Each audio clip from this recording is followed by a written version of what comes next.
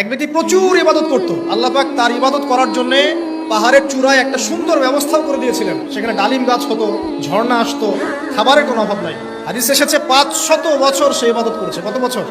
কিয়ামতের মাঠে এই ব্যক্তির অবস্থা এমন হবে, তাকে জান্নাতে প্রবেশ করানোর জন্য নিয়ে যেতে বলা হবে যাও আমার রহমতে জান্নাতে চলে যাও। আল্লাহ পাক তাকে এই কথাটা বলবেন। কিন্তু এই ব্যক্তি বলবে আমার আমলের কারণে আল্লাহ পাক বলবেন আমার রহমতে জান্নাতে চলে যাও। ব্যক্তি বলবে আমার আমলের কারণে। আল্লাহ রাব্বুল আলামিন তখন তাকে দেওয়া সমস্ত নেয়ামতগুলোকে এক পাল্লায় করবেন, আর তার সমস্ত আমলকে আরেক পাল্লায় করবেন।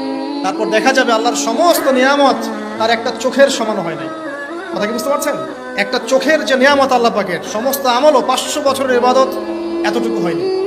তারপর তাকে বলা হবে ওকে জাহান্নামে নিয়ে যাও। এবার জাহান্নামে যাওয়ার সময় সে বলবে আল্লাহ তোমার রহমতে আমাকে মাফ করলো। তখন আল্লাহ পাক তাকে আবার ডেকে নিয়ে আসবে, বলবেন যে তোমাকে যে আমি ইবাদত করার জায়গা করে দিয়েছিলাম, এটা কি তুমি নিজে করেছো না আমি করেছি? সে বলবে আপনি করেছেন। তোমাকে যে আমি সৃষ্টি করেছিলাম তখন কি তুমি কোনো আমল করেছিলে? বলবে না।